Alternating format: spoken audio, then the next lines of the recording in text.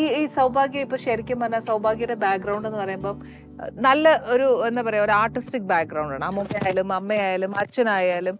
അതിന്റെ ഇടയ്ക്ക് ഈ സൗഭാഗ്യം എന്തുകൊണ്ട് ഫിലിമിൽ വന്നില്ല? എനിക്കെന്തോ അങ്ങനെ ഒരു ഇത് ഭയങ്കര കോൺഷ്യസ് ആണ്. എല്ലാരും നോക്കി നിൽക്കുമ്പോ എനിക്ക് അങ്ങനെ പെർഫോം ചെയ്യുന്ന ഒരാൾ. ഡാൻസ് എനിക്ക് പറ്റും, പക്ഷെ ആക്ടിങ് എന്നെ കൊണ്ട് പറ്റൂല എന്നുള്ള ഒരു തോന്നൽ അങ്ങ് ഭയങ്കര ഡീപ്പ് റൂട്ടഡ് ആയിപ്പോയി.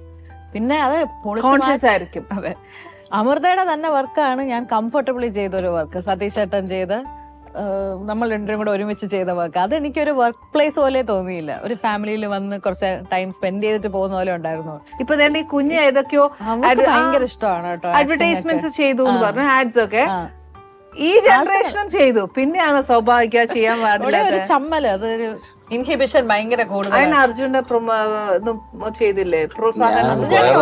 ഫോഴ്സ് ചെയ്യാത്ത ഒരാളാണ്. ഇഷ്ടമല്ലേ അങ്ങനെ, ഞാൻ ഒന്നും പറയാറില്ല.